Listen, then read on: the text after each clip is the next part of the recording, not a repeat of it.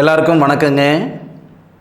இந்த பதிவில் நாம் பார்க்கக்கூடியது வரக்கூடிய ஆடி மாதத்தில் மேசராசியில் பிறந்த நண்பர்களுடைய வாழ்க்கையிலையும் வாழ்வாதாரத்திலையும் இந்த பிரபஞ்சம் எந்த மாதிரியான மாற்றங்களை தரப்போகுதுன்றது பற்றி தானுங்க ஆதாரபூர்வமாக வேதகால முறையில் துல்லியமாக இந்த பதிவில் நம்ம பார்க்க போகிறோம். ஆடி மாதம் 1ஆம் தேதி வியாழக்கிழமை அதிகாலை உத்திரட்டாதி நட்சத்திரன்னு சொல்லக்கூடிய சனி பகவானுடைய சாரம், சனி பகவானுடைய நட்சத்திரத்தில் 4வது பாதம், உத்திரட்டாதி நட்சத்திரம் 4வது பாதத்தில் மீன ராசி மேச லக்னத்தில் தானுங்க இந்த மாதம் பிறக்கப்படுது. அப்படி பிறக்கப்படக்கூடிய தருணம் மேச ராசியில் பிறந்தவங்களுக்கு சாதகமான பலன் இந்த பிரபஞ்சம் தருமா அல்லது பாதகமான பலன் இந்த பிரபஞ்சம் தருமான்றது பற்றி தானுங்க முழுமையாக இந்த பதிவில் நம்ம பார்க்க போகிறோம். பொதுவாக மேசராசியில் பிறந்தவங்களுக்கு 7.5 சனி நடக்குதே அப்படின்ற அச்சம் பயம் இருக்க தான் செய்யும். சனி பகவான் பொறுத்த வரைக்கும் நாம் செய்த பாவ புண்ணியம் அல்லது செய்ய போகிற பாவ புண்ணியத்தின் அடிப்படையில் தான் சனி பகவான் பலனை தருவார். 7.5 சனி நடந்தால் பிரதானமாக எல்லா ஜோதிடர்களும் சொல்கிறது என்னன்னா, தானம் பண்ணுங்க, காகத்துக்கு சாதம் வைங்க, முன்னோர்களை வழிபடுங்க, இதுதான் அதிகமாக பிரதானமாக சொல்லுவாங்க. அப்போ சனி பகவான் யார் அப்படின்னா கர்மகாரகர். மேஷராசியில் பிறந்தவங்களுக்கு தொழில் ஸ்தானாதிபதியும் அவர் தான், லாபஸ்தானாதிபதியும் அவர் தான், விதிகாரகர்னு சொல்கிறவரும் அவர் தான். அப்போது அந்த சனி பகவான் நமக்கு பாதகத்தை தான் தரும் அப்படின்னு தயவு செய்து யாரும் நினச்சிடாதீங்க. சனி பார்த்து கொடுக்க ஆரம்பித்தா எந்த கிரகமும் கெடுக்க முடியாது. சனி பார்த்து கெடுக்க ஆரம்பித்தா எந்த கிரகமும் அது சரிப்படுத்த முடியாது. பொதுவாக 9 கிரகங்கள் இருக்குது அப்படின்னா 8 கிரகங்களுடைய குணம் ஒரு மாதிரி, இந்த சனி பகவானுடைய குணம் மட்டும் அப்படியே வேறு மாதிரி இருக்கும். ராகுலிருந்து கேதுலிருந்து சுக்கிரன்லேருந்து எல்லா கிரகங்களும் சாதகமான இடத்துல இருந்தால் தான் சாதகமான பலனை கொடுப்பாங்க. ஆனால் இந்த சனி பகவான் உங்கள் ஜாதகத்தில் சாதகமாக இருந்தாலும் சரி பாதகமாக இருந்தாலும் சரி நாம் நடந்துக்கிறதுல தான், இல்லை நடந்துக்கிட்டதில் தான் அவர் பலனை தருவார். ஒன்று செய்த பாவ புண்ணியம் அல்லது செய்ய போகிற பாவ புண்ணியத்தின் அடிப்படையில் தான் பலன் தருவார்.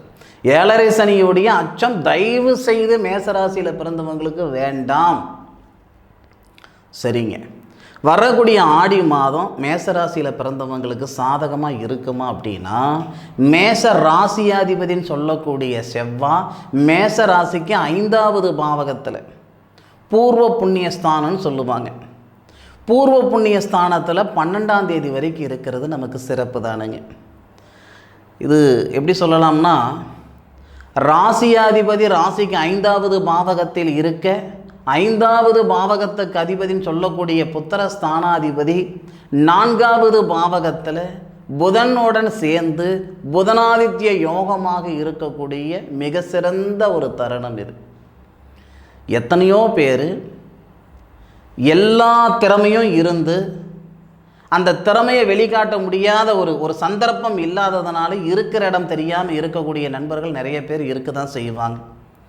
சூரிய பகவான் உங்களுடைய ராசிக்கு 4வது பாவகத்தில் புனர்பூச நட்சத்திரம்னு சொல்லக்கூடிய ஸ்ரீராமர் அவதரித்த நட்சத்திரம் 4வது பாதத்தில் 90 டிகிரியில் இருக்கிறார். சூரிய பகவான் மேச ராசிக்கு 4வது பாவகத்தில் முழுமையாக இருக்கக்கூடிய ஒரே மாதம் இந்த ஆடி மாதம் தானுங்க. அப்போது உங்களுடைய ராசிக்கு 10வது பாவகத்தை பார்க்கக்கூடிய அருமையான நேரம் பார்த்துக்கிடுங்க.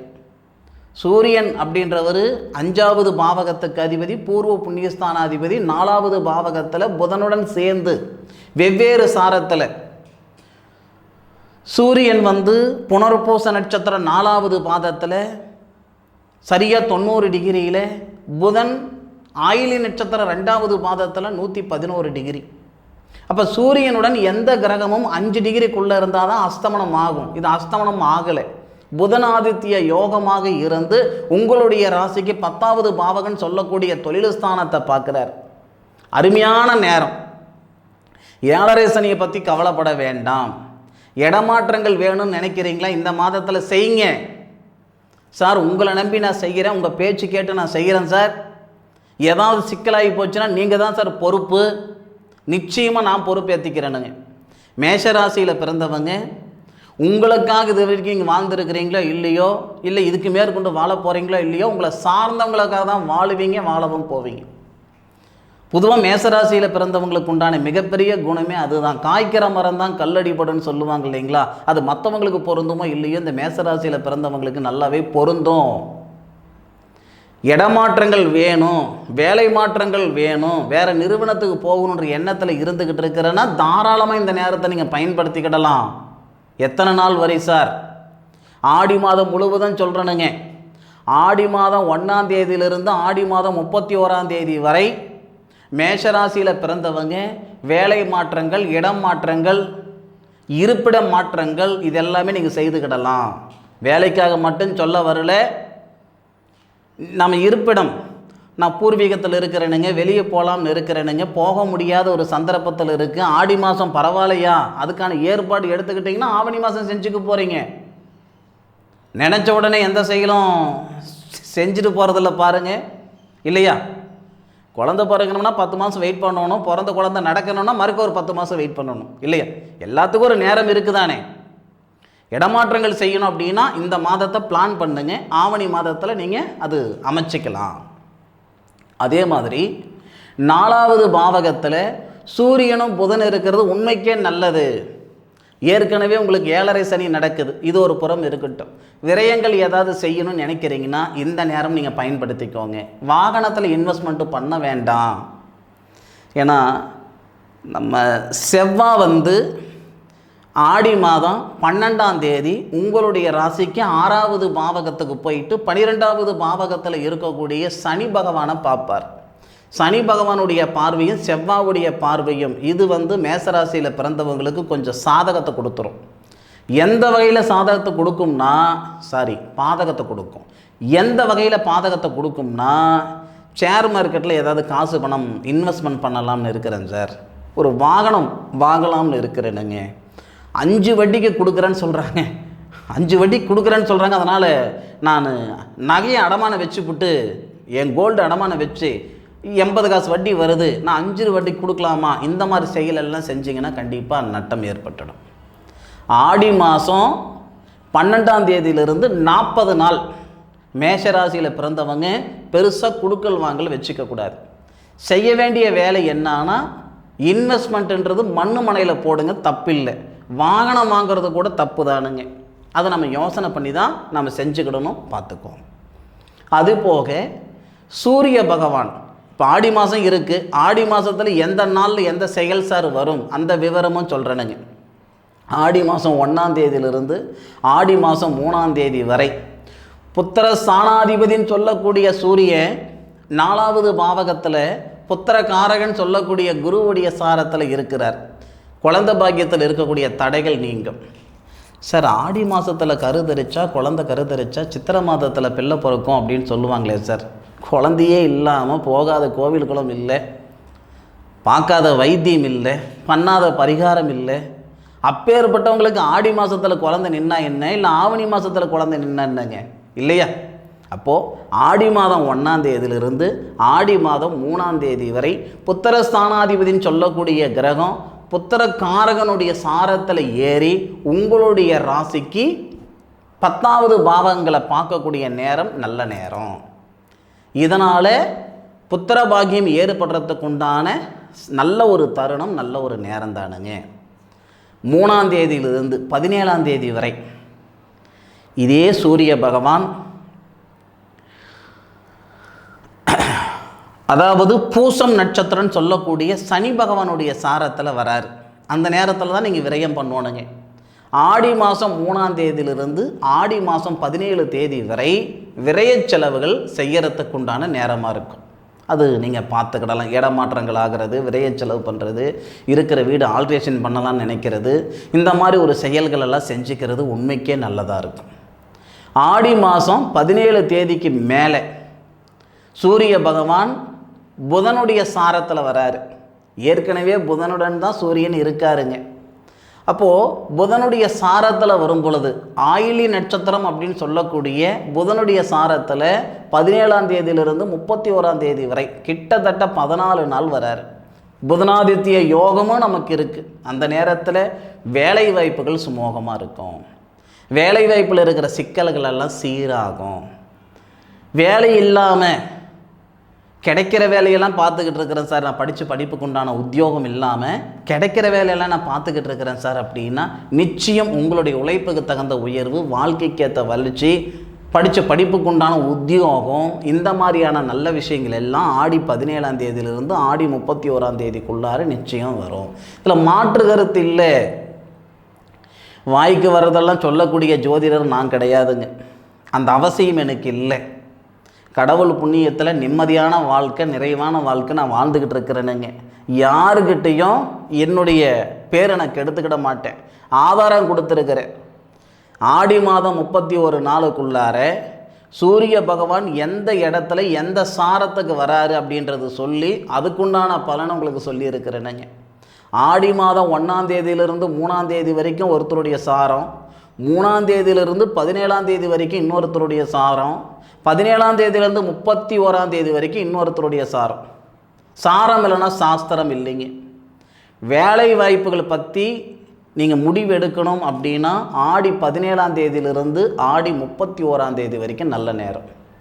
இன்னும் ஒரு சில விஷயங்கள் இந்த ஆடி 17லிருந்து 31 வரைக்கும் இன்னும் ஒரு சில விஷயங்கள் இருக்குது. என்ன அப்படின்னா, இந்த புதன் அப்படின்றவர் மேசராசியில் பிறந்தவங்களுக்கு 6வது பாவகத்துக்கு அதிபதியாகவும் 3வது பாத்தியத்துக்கு அதிபதியாகவும் வரக்கூடியவர். உங்களுடைய ராசி அதிபதினு சொல்லக்கூடிய செவ்வாய் 12ஆம் தேதி 6ல் மறைஞ்சிருவார். புதனுடைய வீட்டுக்கு வந்துடுவார். அப்போது அந்த புதனுடைய சாரத்தில் சூரிய பகவான் வருவார். அருமையான ஒரு பரிவர்த்தனை. சூரியன் 4வது பாவகத்தில் இருக்கிறாருன்னு வச்சுக்கோங்க. அப்போது போகாத இடத்துக்கு போனன்னு பேர் வந்துருச்சு சார், செய்யாத தப்புக்கு செஞ்சன்ற பேர் வந்துருச்சு, ஒரு வெள்ளை சட்டையில் கரும்புலி பட்ட மாதிரி ஆயிடுச்சிங்க அப்படின்னா உங்கள் மேலே இருக்கக்கூடிய அந்த அவப்பெயர்கள் நீங்கக்கூடிய நேரமாக இருக்கும் ஆடி 17ஆம் தேதியிலிருந்து ஆடி 31ஆம் தேதி வரை. சந்தர்ப்பமும் சூழ்நிலை தானுங்க ஒருத்தரை குற்றவாளி ஆக்குறது.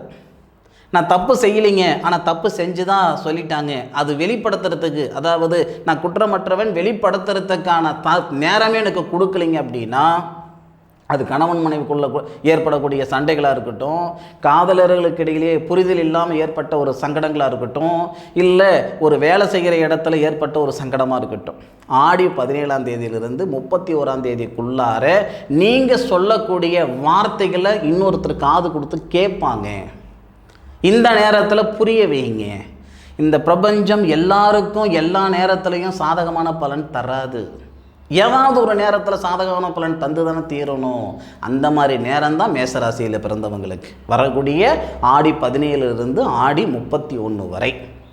புத்திகாரகன் சொல்லக்கூடிய புதனுடைய சாரத்தில் புதனுடன் சேர்ந்து இருக்கக்கூடிய சூரியன் நிச்சயமாக நல்லது செய்வார். இதில் மாற்று கருத்து கிடையவே கிடையாது. அதே மாதிரி இன்றைக்கி நம்ம வாழக்கூடிய வாழ்க்கை மிஷின் வாழ்க்கை நம்ம வாழ்ந்துக்கிட்டு இருக்கோம். எல்லா நேரத்துலையும் நம்ம ஜாதகம் பார்த்துக்கிறது இல்லைங்க. ஏதாவது ஒரு முக்கியமான முடிவு எடுக்கும்போது நம்ம ஜாதகம் பார்க்கணும், நம்ம உள்ளுணர்வு சொல்லுது, நமக்கு தோணும். அந்த நேரத்தில் ஒரு ஜோதிடர்கிட்ட போய் ஜாதகம் பார்க்கலாமா அப்படின்னா இருக்கிறது சொல்கிறத விட இல்லாதது சொல்கிறது தான் அதிகமாக இருக்குது. இது அதாவது நான் ஆன்லைனுக்கு வந்ததுக்கப்புறம் நான் தெரிஞ்சுக்கிட்ட மிகப்பெரிய ஒரு விஷயமா இருக்குது.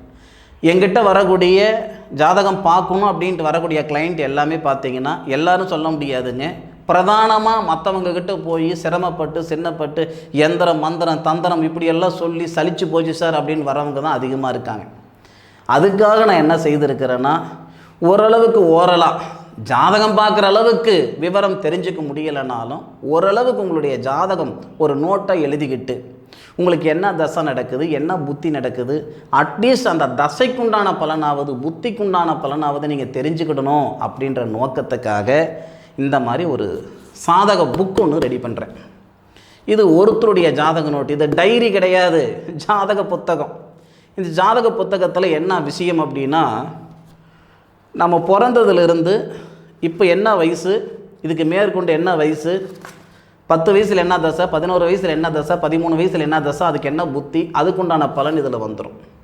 முக்கியமாக எல்லாருடைய சந்தேகம் என்ன அப்படின்னா, லக்னத்தில் ராகு இருக்குது சார், அதுக்கு என்ன பலன் எனக்கு தெரியல, லக்னத்துக்கு 2ல் கேது இருக்குது, அதுக்கு என்ன பலன் எனக்கு தெரியல, 3ல் சுக்கிரன் இருக்கார், ஒரு பாவகத்தில் ஒரு கிரகம் இருக்குதுன்னா அதுக்கு என்ன பலன் அப்படின்ற விவரம் இதில் எழுதி கொடுத்துருவேன். உங்களுடைய ஜாதகத்தில் லக்னம் எது, லக்னத்துக்கு 2ல் என்ன கிரகம் இருக்குது, இப்படி இருந்தால் அதுக்கு என்ன பலன் அப்படின்ற விவரம் முழுமையாக அதில் எழுதி கொடுத்துருவேன். சரிங்களா? தேவைப்படுறவங்க பயன்படுத்திக்கோங்க. ஓரளவுக்கு கிட்டத்தட்ட ஒரு 20% உங்களுடைய நேர காலங்களில் நீங்களே கிரகிச்சிடலாம். அது படித்து பார்த்து நீங்களே கிரகிச்சிடலாம். அந்தளவுக்கு ஒரு துல்லியமாக இருக்கும். தேவைப்படுறவங்க பயன்படுத்திக்கோங்க. அதுக்காக இந்த பதிவெல்லாம் கிடையாது, சத்தியமாக இல்லை. வியாபார நோக்கத்துக்காகலாம் அந்த நோட்டு எழுதலை. மெனக்கட்டு உட்காந்து செய்யணும்னா இதுக்கு நான் காட்டுற முக்கியத்துவம், இதுக்கு கொடுக்கக்கூடிய முக்கியத்துவம், ஜாதகம் பார்க்குறதில் கொடுத்தேன்னு வச்சுக்கோங்களேன், 4 காசு சம்பாரிச்சிட்டு போயிடுவேன். இது முழுக்க நான் வாழ்ந்த வாழ்க்கைக்கு ஒரு அர்த்தம் வேணும் அப்படின்றதுக்காக செஞ்சுக்கிட்டு இருக்கிற செயல். தேவைப்படுறவங்க பயன்படுத்திக்கோங்க. இந்த பதிவு மேசராசியில் பிறந்தவங்களுக்கு பயனுள்ளதாக இருக்கும் அப்படின்னு மனசார நம்புகிறேன். மீண்டும் அடுத்த ஒரு அற்புதமான தருணத்தில் உங்கள் அனைவரையும் சந்திக்கும் வரை உங்களிடமிருந்து விடைபெறுவது உங்கள் வீட்டு ஜோதிட நண்பனான மா காளிதாஸ் மணிகண்டன். திருச்சிற்றம்பலம். வாழ்க வையகம், வாழ்க வளமுடன்.